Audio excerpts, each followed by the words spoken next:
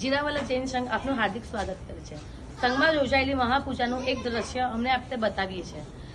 ભારતમાં પહેલી ફાંસી કેવી રીતે થઈ, ક્યારે થઈ, કોઈને ખબર નથી। ફ્રીડમ ફાઇટર્સનું બધી ડિટેલ્સ બધા પાસે છે, પરંતુ જૈનોના બલિદાનની કોઈ જ ડિટેલ, જૈનોનો ઇતિહાસ કોઈની પાસે નથી। પહેલી ફાંસી લાલા હુકમચંદજી જૈનને થઈ હતી 1857માં।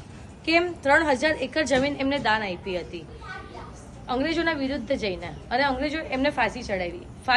ફાંસી પહેલી ફાંસી સ્ટાર્ટ જ એમનાથી થઈ, અને પહેલી જ ફાંસી એમને મળી હતી દાન આપવા માટે। બીજી ફાંસી અમરચંદજીને અને એમના દીકરાને થઈ હતી। અમરચંદજીએ શાસનના કાર્ય કર્યા હતા અને ધર્મ પરિવર્તન નહીં કર્યો। ધર્મ પરિવર્તન ન કરતા હતા એની માટે એમના છોકરાને તોપના નાળચામાં એમનું માથું નાખીને મારી નાખવામાં આવ્યા હતા અને અમરચંદજીને ફાંસી આપી દીધી હતી। આ રીતે બાપ અને દીકરાને એક્ઝેક્ટ 6 મહિના પછી બીજી ફાંસી થઈ હતી। અમે એમનું દ્રષ્ટાંત અહીંયા આખું ડિટેલિંગમાં આપેલું છે। આપણા પ્યારા નેમિનાથ ભગવાન ગિરનારજી તીર્થ આજે આપણી પાસે નહીં હોત। ગિરનારજી તીર્થ પાકિસ્તાનમાં જવાનું હતું।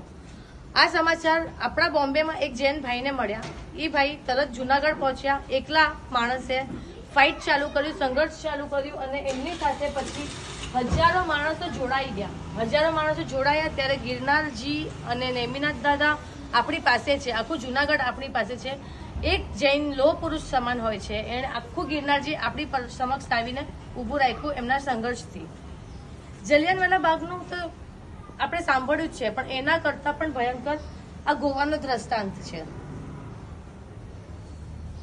રાજા કુમુદ ગોવામાં ધર્મપ્રેમી રાજા હતા। એ ત્યાં પાદરી આવ્યા। રાજા કુમુદે તેમનો ખૂબ સરસ આદર સન્માન કર્યો। બંને વચ્ચે મિત્રતા થઈ। પાદરીએ રાજાને કીધું, મને તમારો ધર્મ ખૂબ પસંદ આવ્યો છે, મને જૈન ધર્મ અંગીકાર કરવો છે। હું બધા જૈનોને તમે બોલાવો, બધાને સામે હું જૈન ધર્મ અંગીકાર કરીશ। એમના કહેવા પ્રમાણે રાજાએ બધાને બોલાવ્યા। જૈન ધર્મ અંગીકાર કરાવવા માટે હું પ્રશંસા કરીશ એવું કીધું હતું, પરંતુ એમને પ્રશંસા તો કરી નહીં। બધાને બંદી બનાવ્યા, ચારે બાજુ તોપ રાખી દીધા હતા અને રાજા સાથે વિશ્વાસઘાત કર્યો।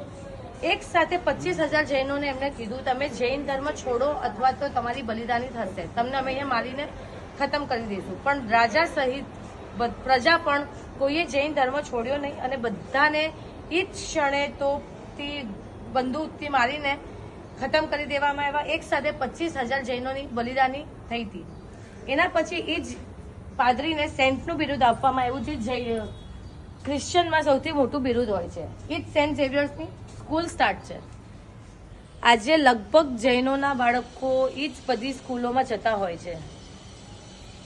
ત્યાં શું શીખશે?